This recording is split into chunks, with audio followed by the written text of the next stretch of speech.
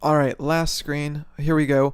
What we're going to do now is actually set up our themes screen. And basically this theme screen is going to be a scrollable list where the user can choose from 4 predefined themes to actually set up the primary color for our application. It's not going to function, we're just setting up the actual UI right now. But you can see the user's got 4 different options, a blue, orange, green, and a purple theme to use within the application. Again, we're going to be using our list item component, and then this is going to be a scrolling list, just like the options screen was. So the first thing we want to do is actually replace this options screen with our new theme screen. And to do that, we actually need to create our theme screen. So inside of our screens directory, I'm going to create a themes.js. And for right now, I'm just going to say const themes is equal to a new function, and we'll just return null from there for right now. And export default themes. Now we can go ahead and require this. So we'll swap out all of these options with themes so we can actually see what we're working with. Wonderful, we've got our plain white screen again. And then next thing I want to do is actually set up our other primary colors. And we'll use the React Native extended style sheets to actually, again, unify that single spot where we're going to store that information. So we know we're going to have a primary orange. We're going to have a primary, primary green and a primary purple. So primary green, and then we're also going to have our primary purple. Now what are the values for these? The orange color is going to be D57A66. Green is going to be 00BD9D. And finally purple will be 9E768F. Save that and we should be good to go there. Now we can actually start working in our themes directory, or our themes screen. So first let's set up our imports.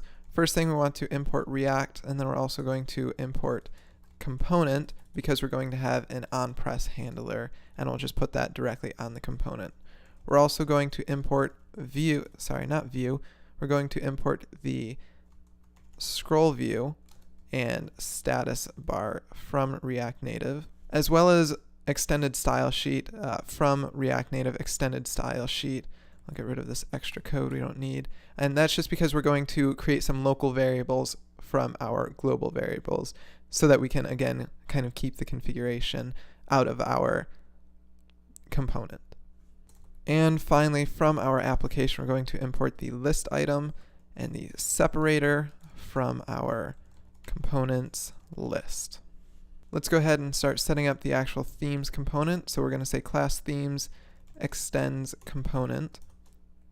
And in here we're going to have a handle theme press function, and that'll be called when one of these theme rows is actually pressed. Just say press theme when that happens at this point.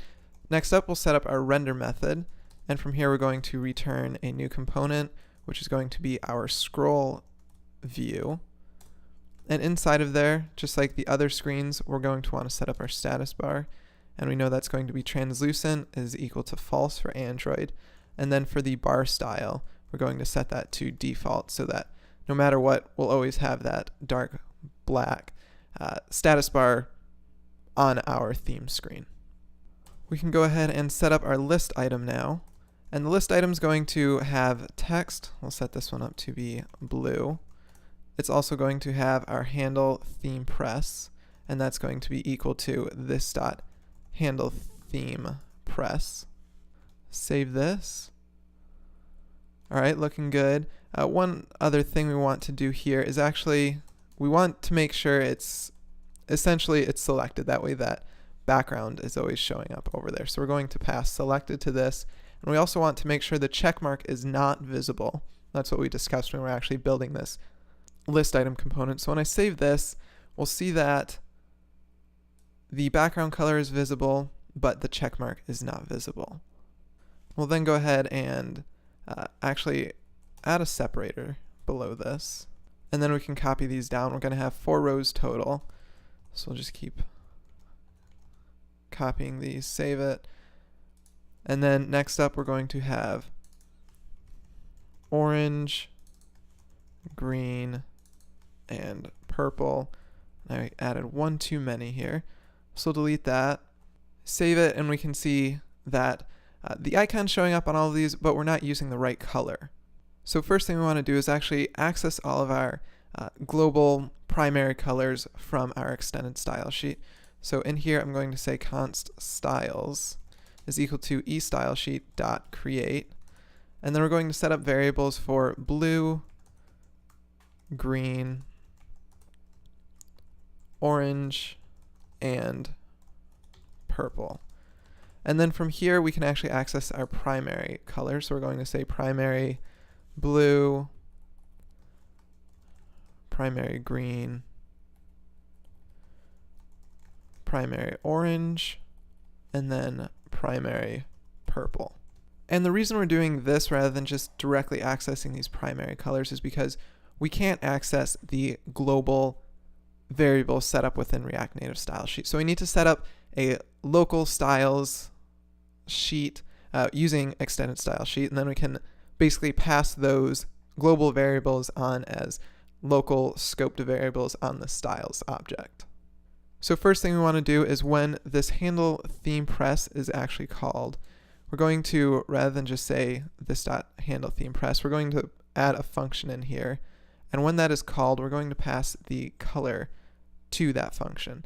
So in here, we're going to say styles.$blue. Save that, and we can pass this on to all of the other ones, just swapping out the variable where it's appropriate. So this one's going to be orange. This one will be green. And lastly, this final one will be purple. So now if I go up to the handle theme press, we're now passing that color as a parameter to our function, so we can go ahead and log that. So we'll say press theme color.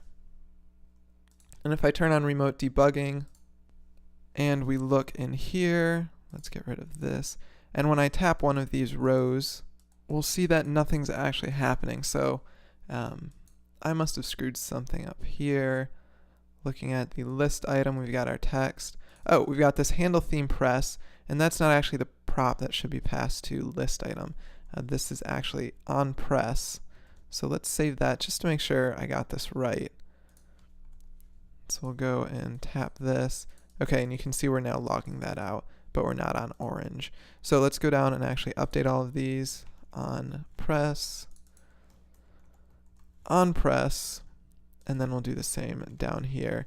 And I just need to actually make this a function rather than being called automatically.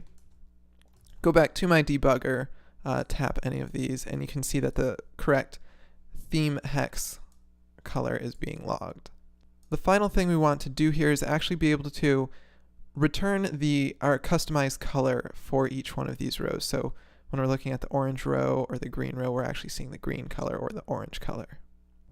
To do that, we'll extend on this list item component just a bit, and this time we're going to pass a new prop called icon background, and this is going to be our styles.blue or whatever the correct one is for each list item row. So this one's going to be orange, this one's going to be green, and then the last one will be purple. If I can select that, purple. Okay, save that, format my code so it looks pretty, and then we can see it's still not showing up correctly because the list item doesn't actually know what to do with this icon background prop. So we need to go to components, list item. The first thing we need to do is actually recognize that icon background property is coming. So we can add that into our destructuring, which is telling us what props are available. We'll also add that to our prop types. And since it's going to be a string, we can say prop types dot string. Now where are we going to use this icon background property? That's actually going to be used by the icon component because that's what's actually determining what that background looks like. So we can go ahead and pass that on down. So we'll say icon background. Save that. And now we need to update our icon component to actually use that icon background. So we'll go to components, list icon. And just like before, we'll add icon background to the props that are accessible to it. We'll add it down here in our prop types, just to keep with those good practices again. And that's going to be prop types.string. And then we can add down here if icon background exists. So if we're actually passing to it, we're going to add to our icon styles. And again, we're going to push to it. This time, rather than pushing a static style though, we're going to push an object, which is going to be background color. And we'll then pass the icon background directly to that. So by saving this, you can see that we're now displaying each of the custom colors that we're passing via icon background.